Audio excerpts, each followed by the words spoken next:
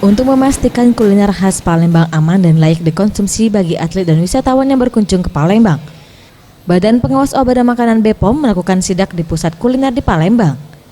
Untuk memastikan keamanan itu, BPOM telah melakukan serangkaian pemeriksaan, termasuk memastikan jika makanan yang dijual bebas formalin dan zat berbahaya lainnya seperti formalin, boraks, metanyl yellow, dan rodamin B, serta panganan tersebut bebas dari bahaya fisik seperti rambut, isi staples, dan kerikil.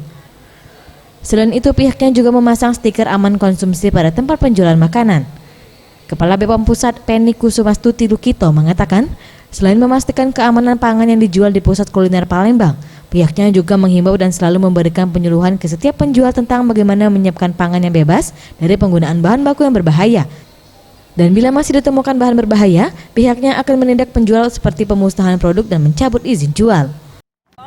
Punya peran untuk mengawasi produk-produk olahan pangan, termasuk air minum dalam kemasan, itu, dan juga melakukan penyuluhan untuk pusat-pusat seperti ini, pusat-pusat produksi pengolahan kuliner, ya, mengedukasi tentang bagaimana menyiapkan pangan, menyiapkan pangan yang bebas dari penggunaan bahan baku yang berbahaya. Penindakan untuk yang penjual pangan yang masih menggunakan bahan berbahaya seperti formalin.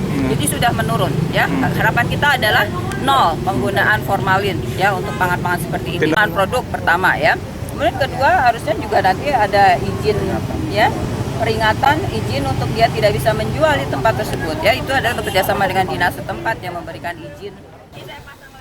BPOM Palembang sampai saat ini telah melakukan stikerisasi pangan aman di 20 tenan PKL di Kampung Pempek 26 Ilir dan 48 PKL di Lorong Basah Naik Kulineri. Balai BPOM Palembang menargetkan hingga akhir Juli dilakukan stikerisasi di 270 PKL dan 47 restoran. Tim Liputan Sriwijaya TV.